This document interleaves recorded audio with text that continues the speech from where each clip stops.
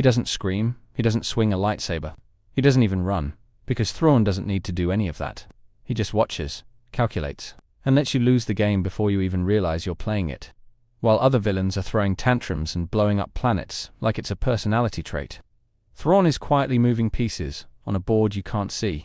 The first time you meet him, you expect the usual Imperial routine. Bark some orders, crush some rebellion, monologue about destiny. But no, Thrawn studies your culture, analyzes your choices, listens to your music, and then uses all of it to predict your next move. It's like being outsmarted by an art historian with a death count, and somehow, it's terrifying. And yet, he's not flashy. He doesn't do dramatic entrances or grand speeches. He's the guy in the corner of the room, making mental notes, while everyone else plays soldier. And by the time the heroes realize what's happening, he's already 5 steps ahead, sipping something probably bitter, and waiting for them to fail exactly as planned. That's the thing about Thrawn. He doesn't overpower you. He disarms you with silence, precision, and terrifying patience. He treats war like an art form, and that would be pretentious if it didn't work every single time. He's not fighting you, he's dissecting you. And when he's done, there's nothing left to resist with. And now that he's finally in live action, people are starting to see it. The slow chess game, the strategic withdrawals, the calm manipulation of every variable. It's not just smart writing. It's a reminder that the most dangerous villain in Star Wars doesn't need the Force. He just needs you to underestimate him. In this video, we're diving into why Grand Admiral Thrawn is the most chillingly effective tactician in the Star Wars universe, how Ahsoka finally gave him room to flex his mind, and what his quiet rise could mean for the galaxy's future now that no one's ready for him. There's always been something different about Thrawn, not just his blue skin or glowing red eyes, but the way he walks into a scene like he already knows how it ends. While most Star Wars villains rage and rant and slash their way through problems, Thrawn just stands there, completely still, and somehow it's 10 times more unsettling. From the moment he showed up in Rebels, you could tell he wasn't cut from the same Imperial cloth. He didn't care about fear, or loyalty, or pointless posturing. He studied art, listened more than he spoke, and when he finally acted, it was always surgical. And now, Ahsoka gave us the clearest view of that brilliance in live action. When Thrawn re-emerges in Ahsoka, the energy shifts instantly. He doesn't shout orders. He delegates with terrifying precision. He's not interested in honor or ego, only outcomes. And that's what makes him so fascinating. He doesn't need a lightsaber to win, just data, patterns, and maybe a glimpse at your home planet's pottery collection. He views every battle as a puzzle, not just in terms of strategy, but psychology. He breaks down enemies based on culture, tradition, behavior, and then tailors his tactics to exploit exactly what they'll do next. It's not about brute force, it's about inevitability. Like he's already accounted for your next 3 moves, and the one after that. But, let's be honest. For years, Star Wars barely knew what to do with him. The expanded universe got it right early on. Zan's original Heir to the Empire trilogy made Thrawn a threat without ever needing him to touch a lightsaber. But once Disney wiped the slate clean, he disappeared. And fans were left wondering why the smartest villain in the galaxy was stuck in canon limbo. Even in Rebels, he got close to greatness. But it always felt like the writers were holding back. Every time he got the upper hand, some convenient plot twist bailed the heroes out. Or Thrawn was written just smart enough to be threatening, but not quite smart enough to actually win. Like they were afraid of letting him be too competent. And then Ahsoka finally brings him back, only to saddle him with half-baked allies and limited screen time. Yes, the atmosphere is there, the setup is strong, but we're still left watching a man who's clearly 3 steps ahead, get dragged down by characters who can't keep up, and writers who aren't sure how to pace a strategist. He's treated like a chess master, but the show keeps giving him pieces that don't know how to move. You've got Morgan Elsbeth asking questions he already answered, mercenaries stumbling through objectives, and Thrawn having to adjust constantly because no one around him can maintain a plan for more than 2 minutes. It's frustrating because you can see the brilliance peeking through, but the show never fully commits, and it leaves Thrawn feeling like a genius trapped in a slow-moving plot. And maybe that's the real tragedy here. Not just that Thrawn is underused, but that no one in the galaxy seems to truly understand him.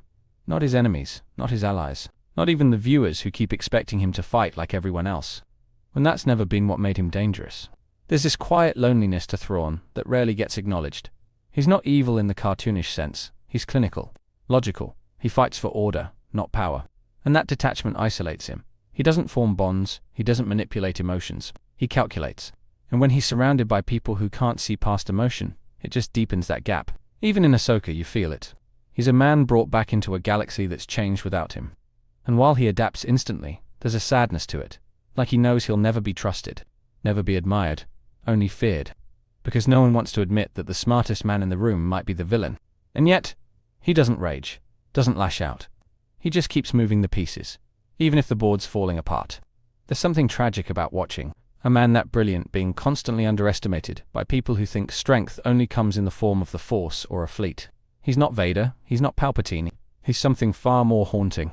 A villain who never needed the dark side to make you feel powerless. But let's not gloss over the moments where Thrawn does shine, because when the show lets him operate at full capacity, it's like watching a symphony of domination. Every line he delivers feels precise, every pause feels intentional, and every strategy he sets in motion unravels with this eerie calmness that no other villain matches. In Ahsoka, his evacuation strategy is a masterclass in layered planning. He doesn't just escape, he sows chaos behind him, delays the heroes, manipulates Sabine's emotions, and uses time as a weapon. Every beat of that retreat is built around the assumption that someone else will act predictably. And they do. He doesn't need to win a duel, he just needs you to waste time trying. And while Ahsoka's off fighting Baylan or chasing Ezra, Thrawn is loading up victory crate by crate. It's not flashy, it's not theatrical, it's cold, effective, and terrifying because of how real it feels. This is a man who studies cultures to understand how their people make war, who uses mythology and history as tools of prediction, who sees every failure as data, and every delay as opportunity. He's not guessing. He's evolving in real time. And yet, there's a part of me that's excited, because Ahsoka might have only scratched the surface, but it's still planted the seed for something bigger. Thrawn's not done. He's not cornered. He's just getting started. And now he's back in the main galaxy with more knowledge than ever before. There's potential here for a truly dangerous villain arc, not based on overwhelming power, but on ideological conflict. Imagine Thrawn challenging the New Republic, not with fleets, but with manipulation, disruption, a slow unraveling of their systems from within, something strategic enough to feel grounded, but still terrifying. And let's be honest, we've been missing that kind of villain. The one who doesn't cackle, doesn't threaten, but simply outclasses you so thoroughly that resistance feels like a formality. The kind of villain who doesn't need a lightsaber because he already cut your plan to ribbons 5 scenes ago. It's possible that future stories, maybe Filoni's movie, will finally let him go full Thrawn. No training wheels, no dumbing him down for pacing. Just raw intellect clashing with desperate resistance. And if that happens, he could become the definitive villain of the post-Empire era. Because for the first time in a long time, Star Wars has a villain who wins with his mind. And if the writers are brave enough to let that play out, it could change everything. But maybe that's also what makes him so dangerous. Not the tactics, not the intellect, but the fact that he represents a threat the galaxy doesn't know how to fight. Jedi can deflect blasters, rebels can blow up stations. But what do you do against someone who already knew what you'd try, and made peace with the collateral 6 steps ago? Thrawn doesn't lose control, doesn't scream, doesn't fall to the dark side. He simply adapts, waits, and when the moment is right, he strikes without hesitation. Not for power, but for balance. Order, and order only he understands. And that's what makes him so hard to stop. Because the truth is, Star Wars has always been about extremes. Light and dark, good and evil. But Thrawn sits in the quiet center of that spectrum. A tactician who fights, not with rage or righteousness, but with reason.